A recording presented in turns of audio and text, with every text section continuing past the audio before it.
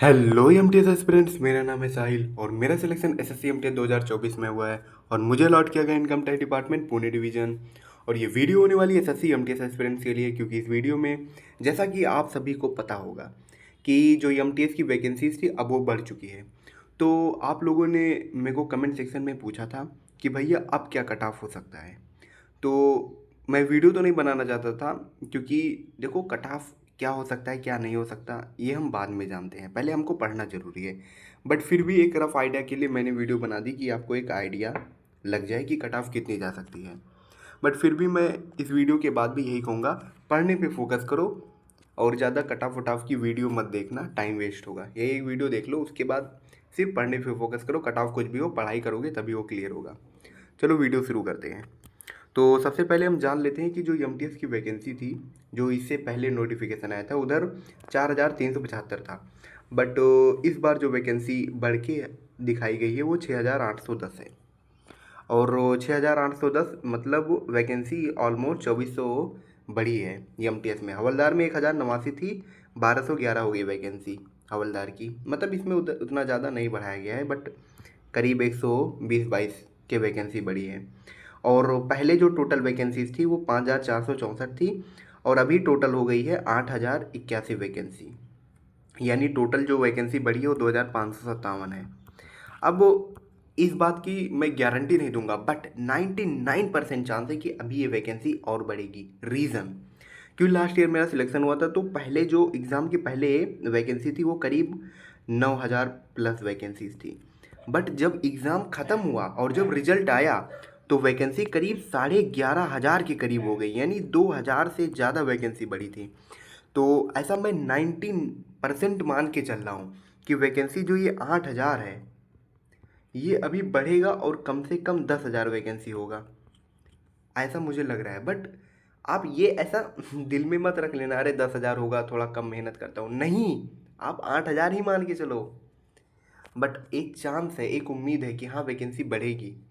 तो अगर आप 1-2 नंबर से अटक रहे होंगे और 2,000 वैकेंसी बढ़ गई तो आपका हो जाएगा। तो अभी 8,000 भी कम नहीं है, अगर ना भी बढ़ा तो कोई दिक्कत नहीं, बट 2,000 बढ़ेंगे ये मुझे लगता है एग्ज़ाम के बाद जब रिजल्ट आने वाला होगा।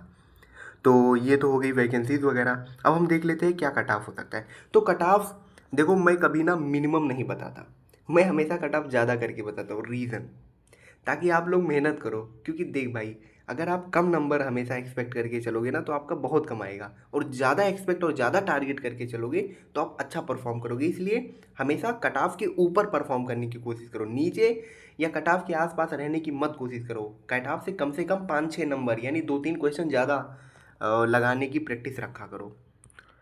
तो एक्सपेक्टेड कट ऑफ, क्योंकि वैकेंसी 8,000 है, ये और कट ऑफ कम या ज़्यादा भी हो सकता है। मैंने ये एक्सपेक्ट किया है लास्ट ईयर के ट्रेंड पे, यानी लास्ट ईयर कट ऑफ जैसा था, लास्ट ईयर पेपर पैटर्न जैसा था, लास्ट ईयर का पेपर का डिफ़िकल्टी लेवल जैसा था, उस हिसाब से अगर पेपर सिंपल आया इस बार, एडिक्विटी ने दे दिया तो कट ऑफ बढ़ेगा, ऑब्वियस सी बात है। और अगर पेपर इजी आ गया, सॉरी इजी आ गया तो बढ़ेगा, और अगर डिफ़िकल्ट आ गया तो कट ऑफ डाउन जाएगा, और अगर लास्ट ईयर जैसा मॉडरेट मॉडरेट है तो ये कट ऑफ हो जाएगा।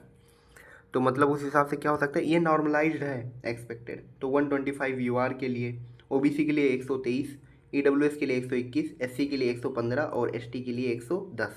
अब ये नॉर्मलाइज है। रॉ मार्क आपको कितने स्कोर करने हैं, तो अगर आप यूआर हो तो भाई 120 प्लस स्कोर करो रॉ में। अब मैं देखो एक और चीज़ बता देता हूँ, इंग्लिश में आप कोशिश करो आपके 70 प्लस रहे, और जीके में आप कोशिश करो आपके रहे 50 प्लस। मैं सबको यही समझाता हूँ कि इंग्लिश में अच्छा परफॉर्म करो, जीके में भी अपने आप अच्छा हो जाएगा। इंग्लिश में 70 प्लस ही टारगेट करो और जीके में 50 प्लस, अगर आप यूआर हो, क्योंकि यूआर हो ज़्यादा नंबर लाने होंगे। सेम ओबीसी के लिए भी कोई अंतर नहीं है, यूआर ओबीसी के कट ऑफ में ऑलमोस्ट सेम सेम रहता है। तो आप भी इंग्लिश में, सब लोग इंग्लिश में ज़्यादा से ज़्यादा परफॉर्म करो, 70 प्लस, जीके में कोशिश करो आपकी 50 प्लस आए, आराम से आपका काम हो जाएगा। फिर नॉर्मलाइज भी तो होगा कुछ नंबर, तो आप आराम से कट ऑफ के बहुत ज़्यादा आगे चले जाओगे। और ईडब्ल्यूएस वालों के लिए भी सेम, इंग्लिश में अच्छा 70 प्लस, जीके में 50 प्लस। एससी आप लोग भी ना कोशिश करो कि इंग्लिश में ही अच्छा खासा परफॉर्म करो, क्योंकि जीके में ऊपर नीचे हो सकता है। फिर उसके बाद एसटी आप लोग भी इंग्लिश में ही फोकस करना, जीके में थोड़ा ऊपर नीचे हो जाएगा फिर भी चलेगा। बट इंग्लिश में मैं तो सबको बोलूँगा, सारी कैटेगरी के जो भी एस्पिरेंट हैं, आप 70 प्लस इंग्लिश में स्कोर करो। फिर जीके में आप जितना भी अच्छा स्कोर कर लोगे उतना ही आपका जो है मेरिट अच्छी बनेगी। बट इंग्लिश में ठान लो कि 70 प्लस करूँगा करूँगा करूँगा, क्योंकि इंग्लिश एक ऐसा सब्जेक्ट है जो लिमिटेड है। जीके तो ब्रॉड है भाई, कुछ भी पूछ सकता है। बट इंग्लिश में क्या फ़ायदा है कि हमको लिमिटेड पूछेगा इंग्लिश में, तो हम लिमिटेड पढ़ाई कर सकते हैं। बट जीके जितना अनलिमिटेड कितना ही पढ़ लोगे, इसलिए इंग्लिश में 70 प्लस 75 तक आप टच कर लो, बेस्ट। इंग्लिश में आप अगर 40 45 50 प्लस कर दिए तो एक नंबर आपका 100% सिलेक्शन होगा। अब अगर कोई बिगिनर है और अभी तक प्रिपरेशन में डाउट है कि कैसे करें, या अभी अभी अचानक से होश आ गया, अरे भाई पढ़ना है, वैकेंसी बढ़ गई अब तो पढ़ना पड़ेगा, तो अगर आप ऐसा मतलब है तो भाई लेट तो हो गया है, बट अभी भी एक मौका है। क्योंकि कुछ नहीं करोगे तो बिल्कुल नहीं होने वाला, बट एक आखिरी एक कोशिश कर सकते हो। और अगर आपको वो कोशिश करनी है तो आप एक काम कीजिए, ये है हमारा एक डेली टारगेट ग्रुप, जहाँ पे अभी तक अगर आपने प्रिपरेशन नहीं करी है तो मैं कहूँगा कि आप इस डेली टारगेट बैच को ज्वाइन कर लो। रीज़न हम आपको यहाँ बताएंगे, क्या पढ़ना है, कहाँ से पढ़ना है, इतने कम टाइम में सिलेबस कंप्लीट करके देन प्रैक्टिस भी कैसे करनी है कि हम एग्ज़ाम में एक उम्मीद, एक चांस हमारा बढ़ जाए और अच्छा परफॉर्म करने का।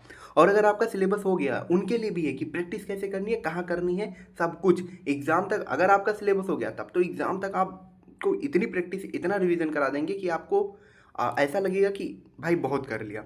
और अगर आप बिगिनर हो फिर भी आपको एक इतना चांस आपका बढ़ा देंगे कि आप अगर एग्ज़ाम में अच्छा कर ले गए और पेपर आपके हिसाब से थोड़ा सा भी लक ने आपको फेवर किया तो आप इस यहाँ से भी पेपर क्लियर कर सकते हो। तो अगर आपको एक मौका अपने आप को देना है तो आप ये 49 का बैच परचेस कर लें। एंड इधर आपको नोट्स, PYQs सब कुछ सिलेबस कंप्लीट करा के देन प्रैक्टिस अच्छे से करा देंगे, क्योंकि एग्ज़ाम में अभी भी हमें टाइम है। एग्ज़ाम ऑलमोस्ट 20 अक्टूबर के बाद ही होने वाला है। तो एक मौका है, एक मौका खुद को दे लो, 40-50 दिन अच्छे से पढ़ लो। अब अगर आपको ये ज्वाइन करना है तो हमारा टेलीग्राम चैनल डिस्क्रिप्शन बॉक्स में, उधर जाके आप क्लिक करें, देन उसके बाद आप टेलीग्राम चैनल पे पहुंच जाएंगे। वहाँ पे आपको मिलेगा एक आईडी बायो में, उनको DM कीजिए, वो आपको टेलीग्राम इस ग्रुप पे ज्वाइन करा देंगे। So this is your Sahil signing off. Video पसंद आए तो वीडियो को लाइक, शेयर और चैनल को सब्सक्राइब करें।